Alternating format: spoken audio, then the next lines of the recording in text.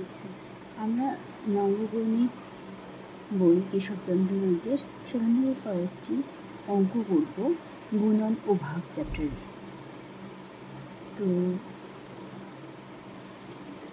আগে দেখে নিই কি গুণ এবং ভাগ কীভাবে করতে হয়। ঠিক আছে বাচ্চারা? আচ্ছা দেখো, আমরা এর আগে যোগ আর বিয়োগ শিখেছি, গুণও কিছু কিছু ক্ষেত্রে শিখেছি। ক্লাস 2তে অল্প করে গুণও শিখেছি, তার নামটা শিখেছি। তো দেখো, উপরের যে সংখ্যাটা থাকে তাকে আমরা গুণ্য বলবো, নিচের সংখ্যাকে গুণক, আর সেটার যে ফলাফল হবে সেটাকে আমরা গুণফল বলবো। যেমন 2-এর নামটা পড়েছি, তাহলে 2 × 3 কত হয় 6, 3 দুগুণে 6, এখানে গুণ্য হলো 2 গুণক 3 এবং গুণফল 6। আচ্ছা, গুণ্য কীভাবে আমরা পাবো? অর্থাৎ উপরের সংখ্যাটা যদি আমাকে গুণক এবং গুণফল দিয়ে দেয় তাহলে আমরা কী করবো? গুণফলকে গুণক দিয়ে ভাগ করবো। যেমন ধরো এখানে 2 ছিল গুণ্য, দেখো 6কে গুণফলকে গুণক দিয়ে 3 দিয়ে ভাগ করলে আমরা 2 পাই। আবার একইভাবে আমরা গুণক কী করে বার করবো? না, 3 হচ্ছে আমার গুণক, দেখো গুণফলকে যদি আমরা গুণ্য দিয়ে ভাগ করি তো 3 পাবো। আবার গুণফল মানে তো গুণ্য ইন্টু গুণক, সেটা আমরা এখান থেকেই পেয়ে যাচ্ছি। এরপর আমরা ভাগে আসি। ভাগে দেখো, যেটাকে ভাগ করা হবে মাঝখানে রাখা হয়, দুটো এরকম লাইন টানা হয়, আর মাঝখানের সংখ্যাটাকে আমরা বলবো ভাজ্য। যখন আমাদের একদম প্রথমে আমরা শিখবো তখন সাধারণত এটা ভাজ্য সবসময় বড় হবে, আর এখানে যেটা দিয়ে ভাগ করবো সেটাকে কি বলবো? ভাজক। এইখানে আমরা ভাগফলটাকে লিখব। যদি ভাগ করার পরেও নিচে কিছু বেঁচে থাকে সংখ্যা, সেটাকে আমরা কি বলছি? ভাগশেষ। আচ্ছা, একটা সহজ ভাগ এখানে আমি করে দেখিয়েছি। এখানে ভাজ্য হচ্ছে 19 আর 2 দিয়ে ভাগ করছি, যেটা ভাজক। ভাগফল 2-এর নামটা পড়ে পড়ে দেখব। 3 দুগুণে 6, 4 দুগুণে 8, 5 দুগুণে 10, 6 দুগুণে 12, 7 দুগুণে 14, 8 দুগুণে 16, 9 দুগুণে 18 এবং 10 দুগুণে 20। তো আমরা সবসময় 9 পর্যন্তই নামতাটাকে পড়ে দেখব, 1 থেকে 9 পর্যন্ত নামতাটা পড়ে দেখব, 10-এর ঘরে খুব একটা যাব না। তো দেখো, 2-এর নামটায় আমরা 9 পর্যন্ত পড়ে দেখলাম যে 18 হলো। 18 সবসময় কী হবে? উপরে আমার যে সংখ্যাটা থাকবে সেই সংখ্যা থেকে জাস্ট ছোট নাম্বারটা আমাদেরকে নিতে হবে, অথবা সেইটার সাথে যদি মিলে যায়। অর্থাৎ যেমন এখানে দেখো 9 দুগুণে 18 পেয়েছি, 19 তো পাচ্ছি না, তো কী করবো? এইটা থেকে এটা বিয়োগ দিতে হবে, 19 থেকে 18 বিয়োগ দিতে হবে, দিয়ে এখানে 1 রয়ে যাচ্ছে, কারণ 19 2-এর নামটার মধ্যে পড়ে না। 2 দিয়ে যদি 9 ভাগ করা হয় সবসময় 1 অবশিষ্ট হয়ে যাবে, অর্থাৎ কিনা তোমার এখানে 2-এর নামটা কখনোই 19 আসবে না। এরপর কি এসে যায়? 20 এসে যায়, সেটা কিনা আবার 19-এর থেকে বড়, সেটা তো আমরা নিতে পারবো না। আমাদেরকে যেটাকে ভাগ করা হবে অর্থাৎ ভাজ্যটার সমান হতে হবে, যেটা দিয়ে এখানে মাল্টিপ্লাই করে এখানে লিখবো, হয় সমান হতে হবে নয়তো তার থেকে ছোট হতে হবে। যেমন ধরো এখানে আমরা 2 দিয়ে আবার 8কে ভাগ করলাম, তো 2-এর নামটা দেখো 8 আসে, 4 দুগুণে 8, তো এখানে মিলে গেল আমার 8। এখানে অবশিষ্ট কিছু থাকলো না, 0 থাকলো। ঠিক আছে, এটা থেকে এটা বিয়োগ করলে 0 থাকলো। তো হয় মেলাতে হবে, এটা এখানে এমন একটা সংখ্যা নেব 2-এর সাথে সেটা মাল্টিপ্লাই করে, হয় এই সংখ্যাটা সমান হবে, অথবা এখানে যে এরকম হয়েছে সমান করতে পারিনি কারণ 2-এর নামটা 19 নেই, তাই জন্যে তার থেকে জাস্ট ছোটো যে অঙ্কটা সেটাকে আমরা দিয়েছি। সেখানে আমরা এখানে 9 খাইয়েছি, যার ফলে এখানে 18 হয়েছে এবং সেখানে আমার 1 অবশিষ্ট রয়ে গেছে। 1 তো এখানে 2-এর থেকে ছোট, যখনই এই নিচের অবশিষ্ট অংশটা 2-এর থেকে ছোট হয়ে যাবে তারপর থেকে আমরা আর ভাগ করব না। ঠিক আছে, দেখো 6-এর পেজে ওই চ্যাপ্টারের গুণন ও ভাগের চ্যাপ্টারে আমি 7-এর অঙ্কটা করেছি। তো তোমরা আগের ভাগগুলো করে করে দেখবে, এগুলো সহজ আছে, সেই জন্য আমি করিনি আর। তো এটা দেখো, ভাজ্য একটা বড় সংখ্যা দিয়েছে, অনেক বড় সংখ্যা, এবং ভাগফল দিয়ে দিয়েছে। ভাজক কত বার করতে হবে? আচ্ছা, ভাজ্য দিয়ে দিয়েছে আমার, এটা ভাগফল দিয়ে দিয়েছে। ভাজক আমরা পাবো ভাজ্যকে ভাগফল দিয়ে ভাগ করে। তো আমি এখানে ভাগটা করেছি, দেখো আমি 7 দিয়ে মাল্টিপ্লাই করছি, এটাকে করলে এটা আমার এই সংখ্যাটা দাঁড়াচ্ছে। মাইনাস করে দিচ্ছি, এইটা রিমেনিং থাকছে। তখন আমাকে 9 খাওয়াতে হয়েছে। 9 খাওয়ালে এই সংখ্যা থেকে একটা ছোটো সংখ্যা আমি পাচ্ছি। আবার বিয়োগ করে দিয়েছি, এই সংখ্যাটা পেয়েছি। কিন্তু দেখো এখানে 0 খাইয়েছি। কেন 0 খাইয়েছি? প্রতিবারেই আমার এইখান থেকে একটা সংখ্যা নেমে আসছে। এখানে বাকি অংশটা থাকছে। দেখো যেমন এখানে আমি 6 পর্যন্ত নিয়ে নিয়েছিলাম একবারে, প্রথমবারে এই সংখ্যাটা দাঁড়িয়েছিল। বিয়োগ করার পর এই 1টা এখানে নেমে এলো, দেখো এরপর এই 1টা এখানে নেমে এলো। নেমে আসার পরও আমার এর থেকে ছোট হয়ে যাচ্ছিল। একটা সিঙ্গেল নাম্বারই প্রতিবার নামবে, কিন্তু দেখা গেল যদি এই অঙ্কটাকে ধরি তাহলে এর থেকে ছোট হয়ে যাচ্ছে। ছোটো হয়ে গেলে তো আমরা আর ভাগ করতে পারবো না।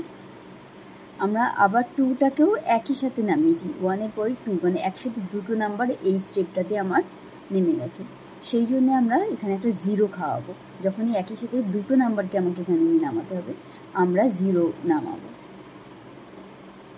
একমাত্র প্রথমবার যখন করব মাল্টিপ্লাইটা, অর্থাৎ কিনা এখানে দেখো একসাথে অনেকগুলো নাম্বারকে নামিয়েছি, অনেকগুলো নাম্বারকে ইউজ করেছি, যেখানে আমি 0 লাগাইনি।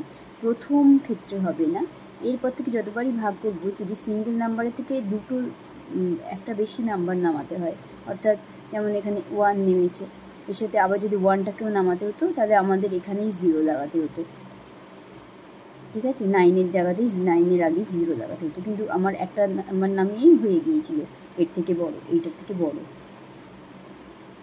কিন্তু এখানে আমার শুধু 1 নামিয়ে হচ্ছিল না, ছোট হয়ে যাচ্ছিল, এই সংখ্যাটা ছোট হয়ে যাচ্ছিল এর থেকে। তাহলে আমি কোনো কিছু দিয়ে মাল্টিপ্লাই করে নিচে লিখতে পারবো না, সেটা অনেক বড় হয়ে যাবে। সেই জন্যে আমরা 2টাকেও নামিয়ে নিলাম, সেক্ষেত্রে আমার সংখ্যাটা বেড়ে গেল। তখন আমরা 8 খাওয়াতে পারলাম, এবং 8 খাইয়ে আমার মিলেও গেল। 8 ইন্টু এইটা, এই সংখ্যাটা দাঁড়াচ্ছে। এই দুটো পুরোপুরি সেম নাম্বার হয়ে গেল। ঠিক আছে, যাই হোক, তো এখানের অঙ্কে আমাকে ভাজক চেয়েছিল। দেখো এইটা হবে ভাজক, অর্থাৎ ভাজক যদি না দিয়ে থাকে তাহলে আমরা ভাগফল দেওয়া আছে, ভাজ্য দেওয়া আছে, ভাজ্যকে ভাগফল দিয়ে ভাগ করে দেবো, তাহলে আমার ভাজক বেরিয়ে যাবে। 12-এর অঙ্কটা দেখবে, এত হইতে কতবার 46 বিয়োগ করা যায় এবং শেষ অবশিষ্ট কত থাকে। এখন করেছি এখানে।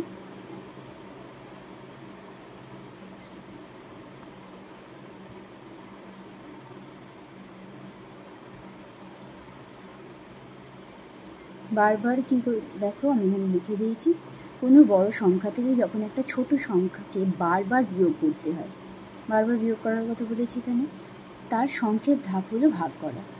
যেটা বিয়োগ করা হয় সেটা ভাজক। 46কে বিয়োগ দিতে বলছে বারবার, তো সেটা ভাজক হলো, আমি এখানে বসিয়েছি তাই।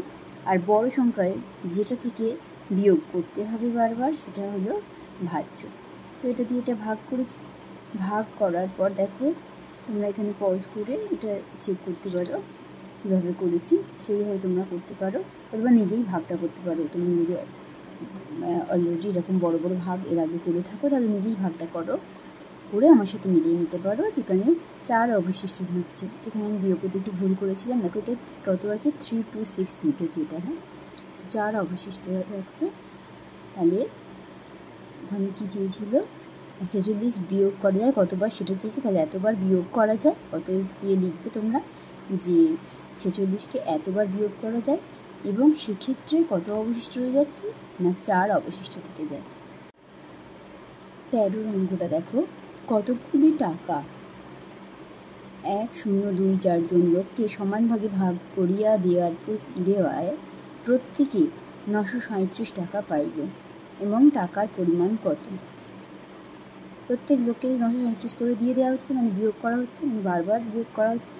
কতজন লোককে দেওয়া গেল মানে কতবার বিয়োগ করা গেল, তাহলে আবারও আমি এই সংখ্যা দিয়ে এইটাকে ভাগ করবো, তাই তো।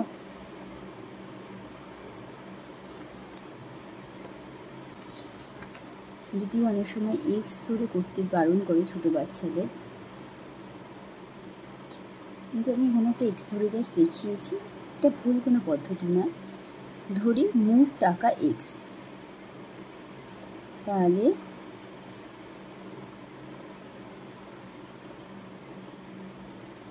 দেখো মোট টাকা এক্স, তাহলে এক্সকে যদি 1024 দিয়ে ভাগ করি 937 টাকা করে তারা পেয়েছে।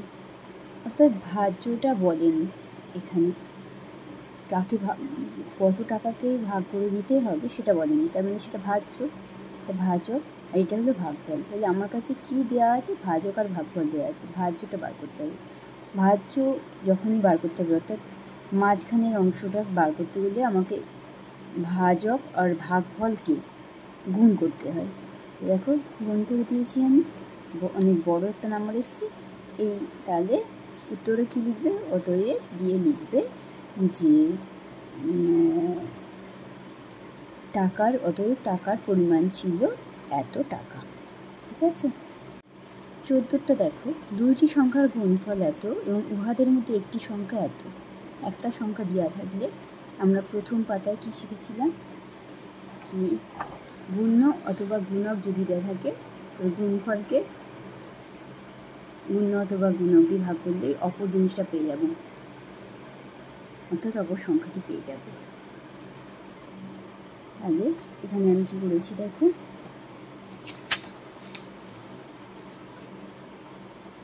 গুণফল মানে হচ্ছে প্রথম সংখ্যা ইন্টু দ্বিতীয় সংখ্যা, তো দ্বিতীয় সংখ্যা মানে হচ্ছে গুণফল ডিভাইডেড বাই, এটা ডিভাইডার বলা হয়, বিভাজন রেখা বাই প্রথম সংখ্যা, মানে গুণফলকে ভাগ করছি। এই রেখাটার অর্থ হচ্ছে এইটাকে ভাগ করছি এইটা দিয়ে, নিচেরটা দিয়ে। দেখো ভাগ করে আমার এটা হয়েছে, আমি রাফ অন্য জায়গায় করে নিয়েছি, তোমরা ভাগটা করে দেখো। দেখো এটা কোনো সংখ্যাকে 56 দিয়ে ভাগ করে দিলে 29 ভাগশেষ থাকে, সেই সংখ্যাকে 8 দিয়ে ভাগ করলে কত ভাগশেষ থাকবে, সংখ্যাটি বলে দেয়নি। এটা খুব চালাকির একটা অঙ্ক। ঠিক আছে, এখন এখানে করেছি কী বলে দিয়েছে, সংখ্যাটা বলেনি, অর্থাৎ মাঝখানের অংশটা নেই আমার কাছে। 56 দিয়ে ভাগ করলে 29 ভাগশেষ থাকে সেটা বলে দিয়েছে। দেখো 56কে যদি আমরা 1 দিয়ে গুণ করি তাহলে ওপরের সংখ্যাটা মিনিমাম 1 দিয়ে তো ভাগ করাই যাবে। তো ধরে নিচ্ছি যে আমি প্রথমবার 1 দিয়ে মাল্টিপ্লাই করলাম, সেক্ষেত্রে 29 ভাগশেষ থাকছে। ঠিক আছে, একইভাবে যদি 2 দিয়েও করা হতো, মানে 56 ইন্টু 2 কত হয়, 6 দুগুণে 12 আর 5 দুগুণে 10, 11, মানে 112 প্লাস 29 যত দাঁড়ায় আর কি, সেটা করলেও 112 প্লাস 29ও যদি এখানে করতাম তাহলে এখানে 2 হতো এবং 29 ভাগশেষ থাকতো। তো আমি 1 দিয়েই দেখেছি, এখানে যে কোনো সংখ্যা দিয়ে মাল্টিপ্লাই করলাম, ধরো 2 দিয়ে 3 দিয়ে করলে যা হয়, প্লাস 29 তার সাথে যোগ করে যেটা হয়, সেই সংখ্যাকে যদি ভাগ করে এরকম দেখাই তাহলে সেক্ষেত্রে 29 যোগ করে রাখছি, তো 29 ভাগশেষ থাকছে। ঠিক আছে, তো দেখো আমি এখানে কি লিখেছি, কোনো সংখ্যাকে 56 দিয়ে ভাগ করলে সবচেয়ে ছোট সংখ্যা হবে 56 যুক্ত 29, তাই তো। কারণ 2 দিয়ে করলে তো সেটা অনেক বড়, মানে অনেক বড় না, তার থেকে বড় হয়ে যাচ্ছে। ঠিক আছে, তো মিনিমাম আমরা 1 দিয়েই গুণ করে ওটা পেয়ে যাই, সেজন্য সেটা মিনিমাম ভাজ্য হবে। তাহলে ভাগফল 1 হবে সেক্ষেত্রে এবং ভাগশেষ 29 হবে। এই সংখ্যাটাই যেটা আমি ধরে নিয়েছি যে মিনিমাম সংখ্যা এটা হতে পারে, সেটাকে যদি 8 দিয়ে ভাগ করা হয়, দেখো এটাই যদি 8 দিয়ে ভাগ করা হয় তাহলে কী হবে, ওই একইভাবে 29 ভাগশেষ থাকবে। ফলে 29কে যদি 8 দিয়ে আমরা, কারণ 29 তো বড় 8-এর থেকে, তাহলে আরও একবার ভাগ করা যাবে তখনও পর্যন্ত, যেহেতু 8 দিয়ে ভাগ করছি। 29 হয়ে যাওয়াতে এখানে আমরা 29 ভাগশেষ হয়ে যাওয়াতে 56 থেকে ছোটো হয়ে গেছিলো, তাই জন্য আর ভাগ করতে পেরেছিলাম না। কিন্তু 29কে আমরা 8 দিয়ে ভাগ করতে পারি, যেক্ষেত্রে 5 অবশিষ্ট থাকবে। তাহলে সেক্ষেত্রে সংখ্যাটা আমার হবে, দেখো 56 প্লাস 29কে আমি ভাগ করেছি 8 দিয়ে, সেখানে আমার ভাগফল 73 দাঁড়াচ্ছে এবং অবশিষ্ট ভাগশেষ দাঁড়াবে। হ্যাঁ, তো এটা আমি যদি 2 দিয়েও এখানে করে দেখাতাম, অর্থাৎ এখানে 112 প্লাস 29 নিতাম, একইভাবে 29ই ভাগশেষ থাকতো। 29কে যদি এবং 56 যেহেতু 8 দিয়ে বিভাজ্য, সেই জন্যে 56 যে যতগুলো সংখ্যা আমি নেবো, 112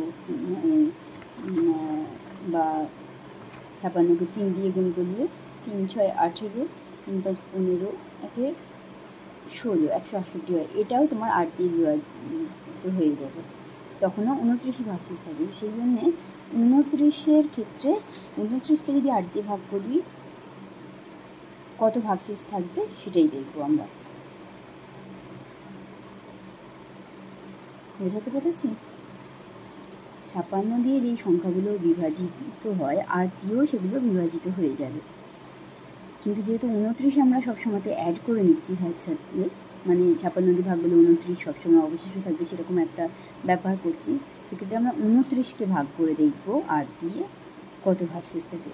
তাহলে যেই সংখ্যাটাই কিনা 56 দিয়ে ভাগ হয়ে 29 অবশিষ্ট থাকে, সেই সংখ্যাটাকে আমরা যখনই 8 দিয়ে ভাগ করবো তখন 5 অবশিষ্ট থাকবে। এবার বোঝা গেছে? ঠিক আছে, বাকি অঙ্কগুলো তোমরা করে দেখো।